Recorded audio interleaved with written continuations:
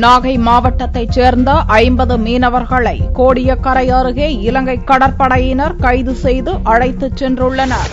நாகை மாவட்டம் அக்கரைப்பேட்டை பகுதியைச் சேர்ந்த மீனவர்கள் நூற்றுக்கணக்கானோர் கடந்த 27ஆம் தேதியன்று கடலுக்கு மீன்பிடிக்க சென்றனர். செவ்வாயன்று காலை கோடியக்கரை அருகே அவர்கள் மீன்பிடித்துக் கொண்டிருந்த போது அங்கு வந்த இலங்கை கடற்படையினர் துப்பாக்கி முனையில் மீனவர்களை சுற்றி வளைத்தனர். மீனவர்கள் 50 பேரை கைது செய்த இலங்கை கடற்படையினர் அவர்களுடைய படகுகளையும் பறிமுதல் செய்தனர். இதைத் தொடர்ந்து மீனவர்கள் அனைவரும் விசாரணைக்காக காங்கேசன் துறைமுகத்திற்கு கொண்டு செல்லப்பட்டனர்.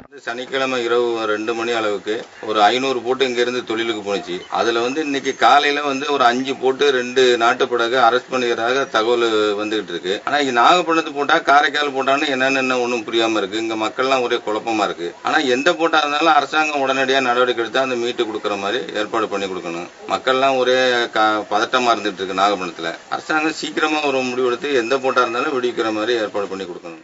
கைது செய்யப்பட்ட மீனவர்கள் இலங்கை நீதிமன்றத்தில் ஆஜர்படுத்தப்பட்டு சிறையில் அடைக்கப்பட்டனர். மீண்டும் 50 மீனவர்களை இலங்கை கடற்படை கைது செய்தது தமிழக மீனவர்களிடம் பெரும் கொந்தளிப்பை ஏற்படுத்தியுள்ளது. இதற்கிடையே ஏற்கனவே சிறைப்பிடிக்கப்பட்ட தமிழக மீனவர்கள் மற்றும் படகுகளை விடுவிக்க கோரி ராமேஸ்வரம் மீனவர்கள் மேற்கொண்ட போராட்டம் தீவிரமடைந்துள்ளது. வரும் 2ஆம் தேதி இலங்கையில் தஞ்சம் அடைவதற்காக அவர்கள் செவ்வாய்க்கிழமையன்று தங்களுடைய படகுகளில் வெள்ளை கொடிகளை கட்டி தயாராகியுள்ளனர்.